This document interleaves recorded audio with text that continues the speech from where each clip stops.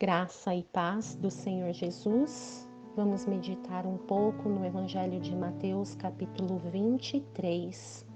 Em seu ministério terreno, Jesus denuncia publicamente a religiosidade vazia dos fariseus. Durante todo o ministério do Senhor, ele confrontou diretamente a hipocrisia dos mestres religiosos. Mesmo que estes alegassem ser praticantes da lei, eles a praticavam parcialmente, conforme seus próprios interesses, e assim desprezavam a vontade de Deus expressa na lei.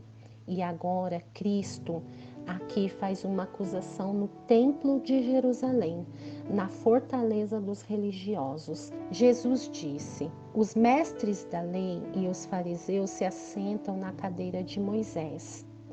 Isto é, eles ocupam a posição de Moisés entre o povo como expositores da lei. Porém, suas práticas religiosas hipócritas não os aproximavam de Deus e impediam que muitos se aproximassem. Suas obras incluíam perversões forçadas da lei. Jesus se referiu a isso como fardos pesados e difíceis de carregar que eles punham sobre as pessoas.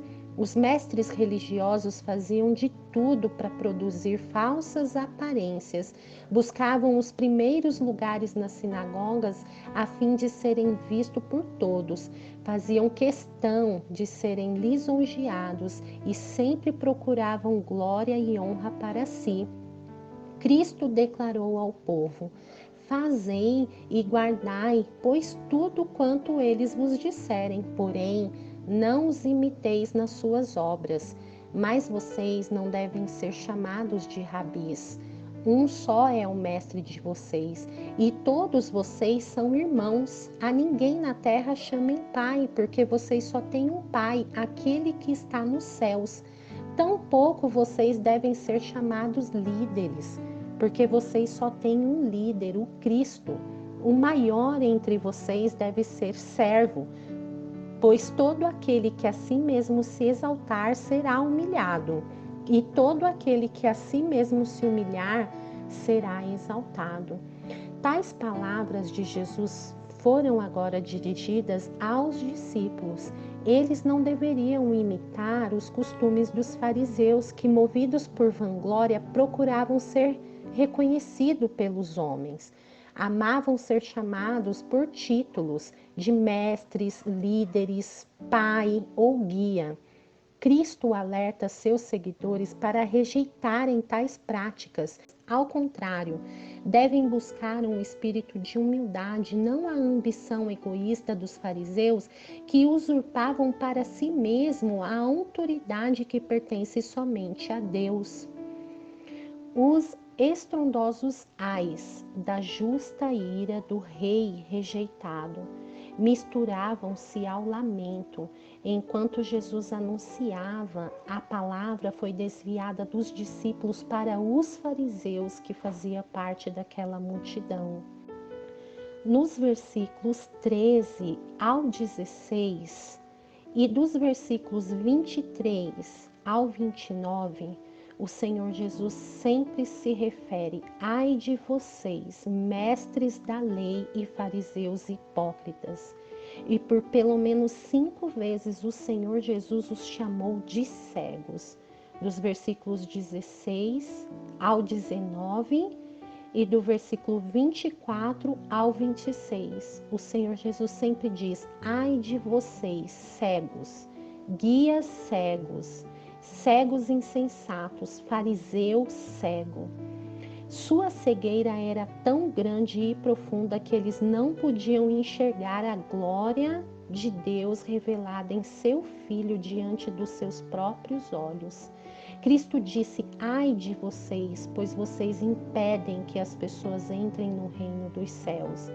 Ai de vocês, mestres da lei e fariseus hipócritas, vocês devoram as casas das viúvas e, para disfarçar, fazem longas orações, ou seja, Vocês não ajudam os necessitados e por isso serão castigados mais severamente.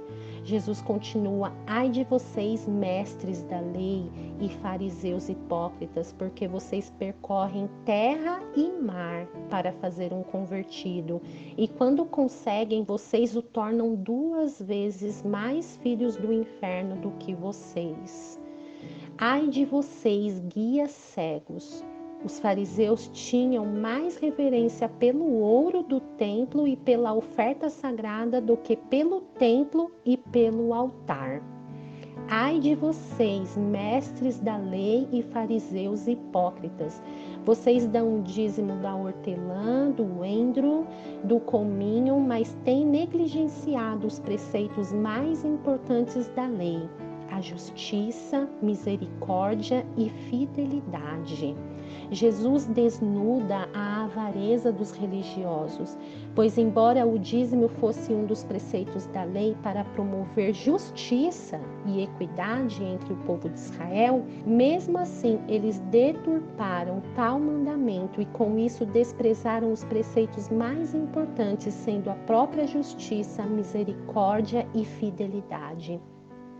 Através de tal prática, os fariseus tinham escrupulosamente coado um mosquito, que era um animal imundo que poderia cair no copo, mas eles engoliam um camelo, a figura do maior dos animais imundos da Palestina. Jesus continua: ai de vocês, mestres da lei, fariseus hipócritas! Vocês limpam o exterior do copo e do prato, mas por dentro eles estão cheios de ganância e cobiça. Fariseu cego, limpe primeiro o interior do copo e do prato para que o exterior também fique limpo. Ai de vocês, mestres da lei e fariseus hipócritas! Vocês são como sepulcros caiados, bonitos por fora, mas por dentro estão cheios de ossos e de todo tipo de imundície. Assim são vocês. Por fora parecem justos ao povo, mas por dentro estão cheios de hipocrisia e maldade. Cristo descreve a deslocada ênfase dos fariseus sobre as coisas exteriores. Limpais o exterior do copo. Tal figura aponta para a preocupação demasiada dos fariseus com a purificação de práticas rituais e cerimoniais. Mas estes por dentro estão cheios de ganância e cobiça.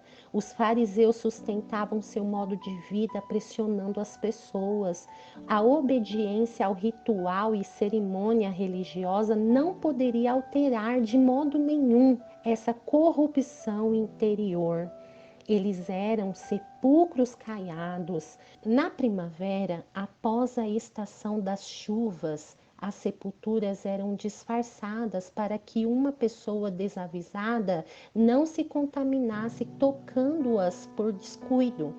Em Números 19 está escrito, versículo 16: quem estiver no campo e tocar em alguém que tenha sido morto à espada, ou em quem tenha sofrido morte natural, ou num osso humano, ou num túmulo, ficará impuro durante 7 dias.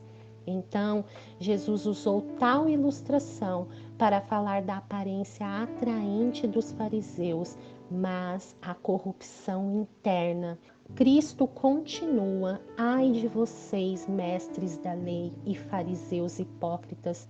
Vocês edificam os túmulos dos profetas e adornam os monumentos dos justos e dizem: ah, se tivéssemos vivido no tempo dos nossos antepassados, não teríamos tomado parte com eles no derramamento de sangue dos profetas. Assim, vocês testificam contra si mesmo que são descendentes dos que assassinaram os profetas. Acabem, pois, de encher a medida do pecado dos seus antepassados, serpentes e raças de víboras. Como, pois, vocês escaparão da condenação do inferno? Por isso eu estou enviando profetas, sábios e mestres.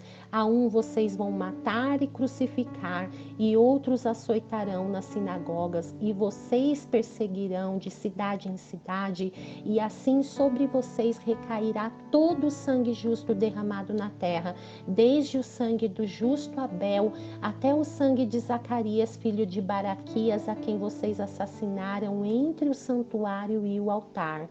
Eu lhes asseguro que tudo isso sobrevirá a esta geração, pois foi isso que fizeram com Cristo, crucificando-o no madeiro. Em Atos capítulo 2, o apóstolo Pedro, cheio do Espírito Santo, prega ao povo israelita dizendo: Israelitas, ouçam estas palavras. Jesus de Nazaré foi aprovado por Deus diante de vocês por meio de milagres, maravilhas e sinais. Deus fez entre vocês por intermédio de Jesus. Como vocês mesmos sabem, este Jesus lhes foi entregue por propósitos determinados e pré-conhecimento de Deus. Contudo, vocês, com a ajuda de homens perversos, vocês o mataram pregando na cruz.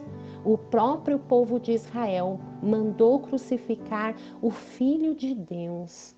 E era isto que Jesus estava lamentando. O Senhor Jesus continuou falando com aquele povo: Jerusalém, Jerusalém, você que mata seus profetas e apedreja os que lhe foram enviados. Quantas vezes eu quis reunir os seus filhos, como uma galinha reúne os seus pintinhos debaixo das suas asas, mas vocês não quiseram. Eis que a casa de vocês ficará deserta, pois eu lhes digo que vocês não me verão desde agora até que digam: bendito é o que vem em nome do Senhor. O Senhor Jesus, com voz de lamento e com pesar no seu coração, ele traz a ilustração de uma galinha que reúne os seus pintinhos debaixo das suas asas, a fim de trazer proteção e segurança. Quantas vezes o Senhor Jesus quis fazer isso com Israel e eles viraram as costas e não quiseram ouvir o Senhor? E quantas vezes o Senhor tem falado, quantas vezes o Senhor tem advertido, e muitas vezes estamos como aquele povo de coração duro, de dura cerviz, virando as costas para Jesus. Temos crucificado muitas vezes o Senhor Jesus através de nossas atitudes, de nossas palavras. Não seja obstinado como Jerusalém, como Israel foi. Ouça o apelo do Senhor Jesus, dizendo para você: quantas vezes eu quis reunir você debaixo das minhas asas, te dar proteção e segurança, mas você não quis.